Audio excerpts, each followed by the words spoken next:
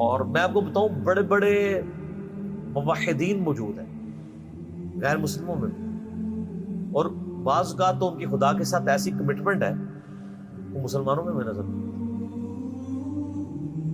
ایک بندہ کرسچن تھا، نام اس کا ذہن سے اتر گیا،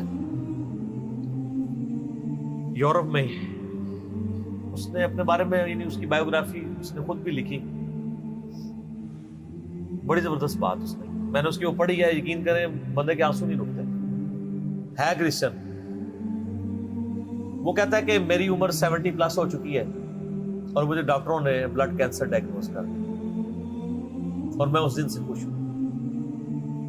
کہتے ہیں میں نے یہ بھی دیکھا ہے میرے ساتھ کتنے میرے لوگ ایک ایک کر کے فوت ہو گئے، اور میرے دوستوں کو جب کبھی کوئی بیماری کا پتہ چلتا تھا کہ تمہاری زندگی کے اتنے دن رہ گئے ہیں، تو وہ لگتا تھا اس اتنے دنوں سے پہلے ہی مر جائے گا غم سے، کیونکہ اس نے دنیا کی زندگی کو سب کچھ سمجھا تھا۔ کہتا ہے جس دن سے مجھے پتہ چلا ہے نا، تو میں تو بےتاب ہوں مرنے کے لیے۔ کہتا ہے اس لیے کہ میری عمر اس وقت 5 سال تھی۔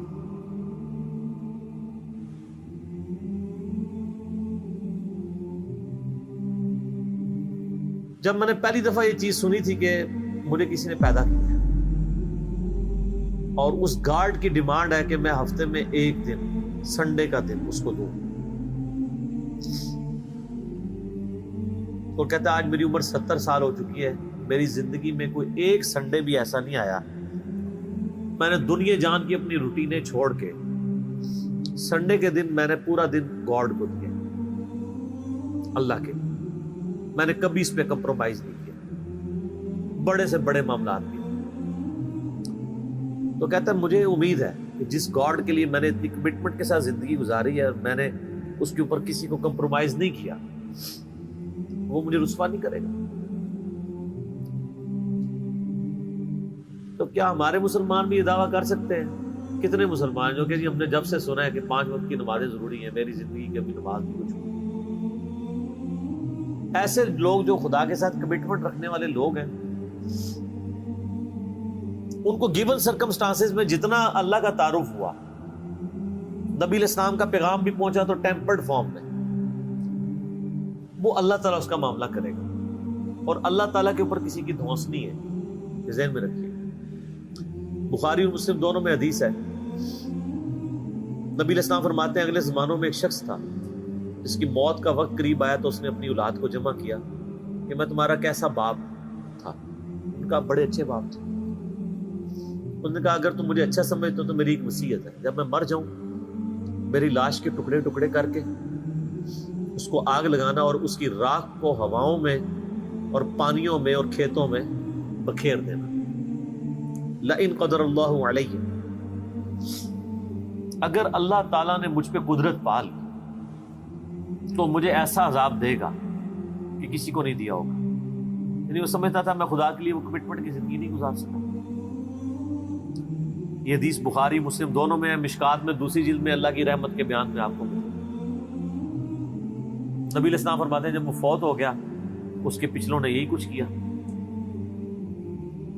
تو اللہ تعالیٰ نے ہواؤں کو پانیوں کو حکم دیا کہ اس کی راکھ سمیٹو، راکھ سمیٹی گئی، اللہ نے اسے زندہ کر دیا۔ اللہ نے کہا ہاں بھائی، جس چیز سے بھاگ رہا تھا وہی چیز سامنے آ گئی، یہ تو نے کیوں کیا؟ اس نے کہا یا اللہ میں تجھ سے بڑا ڈرتا تھا،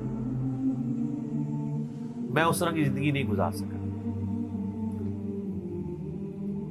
اللہ نے فرمایا تیرا یہ یقین تھا کہ تجھے کوئی پوچھے گا؟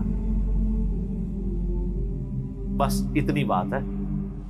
کہاں یا اللہ تھا، اور میں یہ سمجھتا تھا کہ اس طرح اگر میری راکھ یعنی کہ بکھیر دی جائے گی مجھے زندہ نہیں کر پائے گا، حالانکہ یہ عقیدہ کفر ہے، لیکن یہ کفر جزوی ہے، کلی نہیں ہے۔ کلی کفر یہ ہے کہ کوئی شخص کہے کہ مردے کو اللہ زندہ نہیں کر سکتا۔ اسی لیے میں کہتا ہوں یہ مسلمانوں میں جو جزوی شرک آیا ہوا ہے نا، تھوڑا ہاتھ ہلا رکھا ہے۔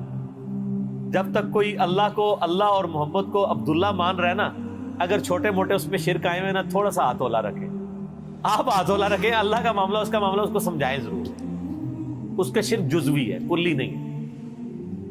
کہ یا اللہ اسی لیے تو میں نے کہا تھا لئن قدر اللہ علیہ، اگر اللہ نے میرے پہ قدرت پال تو میں تجھ سے ڈر گیا، تو اللہ نے میں تجھے بخش دی۔ اللہ کو تو کوئی نہیں پوچھ سکتا نا کہ کسی کو گیون سرکمسٹانسز کیا دیے تھے, ان سرکمسٹانسز کے اندر اس نے کتنا بیسٹ پرفارم کیا. اب مسلمانوں کو بھی ذرا دیکھنا چاہیے کہ ان کو گیون سرکمسٹانسز کیا دیے گئے. ہم بالکل دین کے کنارے کنارے چل رہے ہوتے ہیں منافقین کی طرح. کیا ہم اپنے دنیاوی معاملات میں بھی کنارے کنارے چلتے ہیں یا فرنٹ سے لیڈ کر رہے ہوتے ہیں ہم مسلم؟ بڑھ چڑھ کے دین کی بات آ رہی, ناری کھوتی مر جاتی ہے, یعنی گدھا مر جاتا ہے. پرانے زمانے میں محاورہ بولا جاتا تھا نا, فلانے دی کھوتی مر جانا یا گدھا مر جانا. جب وہ کام کی باری ہے تو ساتھ ہی گدھا مر گیا. اور کوئی اور اس میں ہمارے ساتھ کوئی ہمدردی بھی نہیں کرتا. میں اکثر کہتا ہوں کہ آپ دن کے وقت اپنے موٹر بائک کی ہیڈ لائن آن کر کے نا 1 کلومیٹر بھی سفر نہیں کر سکتے. آپ کو راستے میں کئی بندے ایسے ایسے اشارہ کریں گے, لیکن آپ ایک مسجد میں 50 سال تک بغیر سنت کے طریقے کے نماز پڑھتے رہے, کوئی بھی آپ کو ایسے ایسے نہیں کرے گا, کیونکہ وہ آپ کے شر سے ڈرے گا. آپ بھی مجرم ہے, اور وہ اس لیے مجرم ہے کہ اس کو چاہیے کہ وہ دیکھے. مجھے بتائیں, آپ کے سامنے ایک نابینا شخص ہے اور وہ ایک گڑھے میں گرنے والا ہے, تو آپ چیخ نہیں مار دیں گے ایک بار؟ اور وہ نابینا بھی آپ کی چیخ کو بھول کے کہے گا شکر ہے اس نے بچا لیا. لیکن دین کے معاملے میں آپ کسی کو پیار سے, محبت سے, کسی طریقے سے بھی سمجھانے کی کوشش کرے تو وہ آگے سے آپ کو دشمن سمجھتا ہے, لیکن دنیاوی منفعت میں نہیں سمجھتا. کہتا مہربانی سر, بڑی مہربانی. دین کے معاملے میں, اور دین کا یہ حال ہے کہ سب سے آخری پرائرٹی پہ ہے.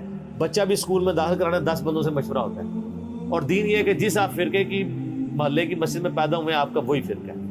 ٹوٹل یہ آپ کی تحقیق ہے. میری جو پچھلے دنوں جو ویڈیو ایک چھوٹی چڑی تھی, زندگی بدلنے والی گفتگو, اس میں نے یہی تو پرونا رویا ہے کہ ادھر تو پیکے والا ہی معاملہ چل رہا ہے. تحقیق کا مطلب یہ سمجھتے ہیں کہ اچھا اب میں نے تحقیق یہ کرنی ہے کہ چونکہ میرے محلے کی مسجد بریلویوں کی ہے تو بریلوی کون ہوتا ہے جس کو یہ کام کرنے چاہیے. وہ اس طرف نہیں جائے گا کہ میں اسلام کو دیکھوں, وہ بریلوی دیوبندی اہل حدیث شیعہ کی طرف جائے گا. یہ آپ نے دیکھا کتنا فرق ہے. کوئی بندہ کہ جی میں تحقیق کر کے مسلمان ہوا. جتنے بریلوی دیوبندی اہل حدیث بیٹھے ہوئے ہیں وہ اس لیے کہ ان کے باپ دادا تھے یا انہیں محلے کو وہ مسجد لگتی تھی. تو سر میرا ایک معصومانہ سا سوال ہے کہ اگر آپ کے محلے میں قادیانی کی مسجد عبادت گاہ لگتی ہوتی یا آپ کے ابا جی قادیانی ہوتے تو آپ ماشاءاللہ بہت تحقیق کر کے مسلمان ہو جاتے, قادیانی ہوتے. اور دوسری طرف حال یہ ہے کہ جاہل سے جاہل آدمی بھی میرا جیسا کپڑا خریدنے جائے نا, کپڑے کو ایسے کر کے ضرور دیکھتا ہے, لیکن دین کے کسی عمل کو ایسے کر کے نہیں کوئی دیکھتا کہ یار نماز, یعنی ہر ایک کو نہیں پتا کہ کوئی اس طرح نماز پڑھے کو میں چیک ہی کر لوں یا نماز کس طریقے پہ, اور کوئی اتنا لمبا کام بھی نہیں ہے. ایک مسئلے کو چیک کریں گے زیادہ زیادہ 1 یا 2 دن لگ جائیں گے, چلو 1 ہفتہ لگ جائے گا. سیریس لیں اللہ, کوشش کریں تو انشاءاللہ اللہ تعالیٰ حق تک پہنچائے گا. تو باقی اللہ کے فیصلے. سر آخرت کے معاملے میں ڈرتا ہوں, یقین کریں کہ خدا بڑا بے نیاز ہے. ہمیں تو اپنی آخرت کی فکر ہے, سیدھی سی بات ہے.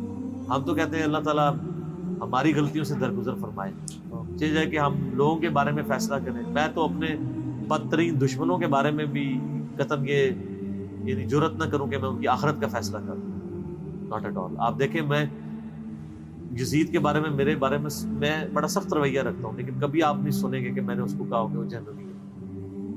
آخرت کا فیصلہ اللہ نے کرنا ہے. دنیا میں ڈنگے کی چوٹ پہ جس نے غلط کیا اسے غلط کہیں گے. آخرت کا معاملہ جو ہے وہ چونکہ اللہ کے پاس ہے, اللہ کا فیصلہ ہے جس کے ساتھ جو معاملہ کرے. تو صرف جو دنیا کی جوڈیشری میں مقدمہ پیش کر کے آپ نے نہیں جیتنا. اللہ تعالیٰ نے صرف شواہد کی بنیاد پہ فیصلہ نہیں کرنا, گیون سرکمسٹانسز بھی دیکھنا ہے. میں اس کی چھوٹی سی مثال آپ کو دیتا ہوں, آپ بھی اس کو مانیں گے. مجھے بتائیں, ایک شخص خانہ کعبہ شریف سے 2 کلومیٹر کے فاصلے پہ اس کی کوٹھی ہے اور اس کا مکے میں کروڑوں کا بزنس ہے, اس کے پاس 3-4 ایئر کنڈیشن گاڑی ہیں, اور وہ ایئر کنڈیشن گاڑی میں بیٹھ کے ساری نمازیں آ کے حرم شریف میں پڑھتا ہے. کام جو اور کوئی نہیں. 1 لاکھ نماز کا ثواب یا 1000 نمازوں کا ثواب یا 10,000 نمازوں کا ثواب لے رہا ہے. اور ایک شخص پاکستان میں ہے اور اس کا حال یہ ہے کہ وہ جون جولائی کی تپتی دوپہر میں روڈ کے اوپر لک ڈالنے کی اس کی ذمہ داری ہے, اور اسی سے جو تھوڑی سی مزدوری اسے ملنی ہے اس نے جا کے بال بچوں کا رزق خریدنا ہے. ظہر کی نماز کا ٹائم ہوتا ہے, مسجد وہاں سے دور ہے, اس کے پاس سواری بھی نہیں ہے, پیدل جا نہیں سکتا کیونکہ پیچھے سے نوکری سے نکال دیا جائے گا. وہ اپنا وہ گندا سا پرنا وہی زمین پہ ڈالتا ہے قبلہ رخ, اور قریب کسی ٹوٹی سے, کسی پانی کے نل سے یا kسی چشمے سے, اگر اسلام آباد میں نے دیکھا لوگوں کو ایسے, خصوصاً پٹھانوں کو, گرین بیلٹ میں نماز پڑھ رہے ہو.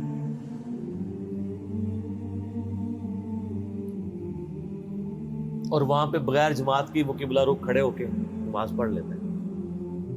آپ یہ کہیں گے کہ اس کو 1 لاکھ ضرب 27 جماعتیں 27 لاکھ نمازوں کا ثواب مل رہا ہے, اور اس بیچارے کو 1 نماز کی ثواب مل رہا ہے. میتھمیٹیکلی تو آپ کی ایکویشن ٹھیک ہے, لیکن اللہ نے تو گیون سرکمسٹانسز بھی دیکھنے ہیں. یہی وجہ ہے کہ نیکیاں تولی جائیں گی, گنی نہیں جائیں گی.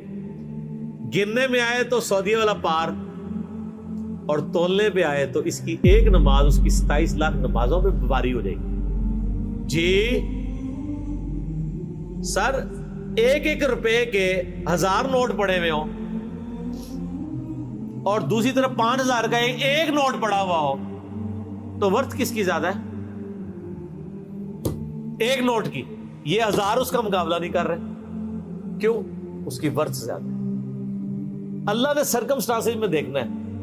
ایک ملٹی نیشنل میں جاب کرنے والا بندہ ایئر کنڈیشن کمرے سے اٹھ کے اٹیچ باتھ روم میں وضو کر کے بالکل قریبی ایک ایئر کنڈیشن مسجد میں جا کے نماز جماعت سے نہ پڑھے اور اپنے دفتر میں مصلی ڈال کے 2 منٹ میں فارغ ہو جائے, اس کی جماعت معاف ہو جائے گی؟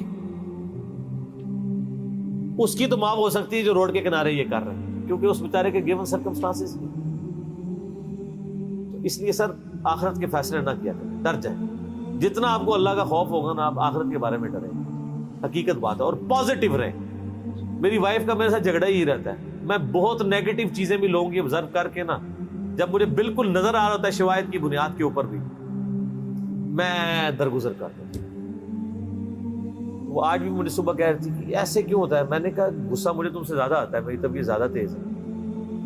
کیا اتنی تیز تو نہیں ہوگی جتنی وائف کی, وہ زیادہ ہی تیز, لیکن میری طبیعت بھی بہت تیز ہے.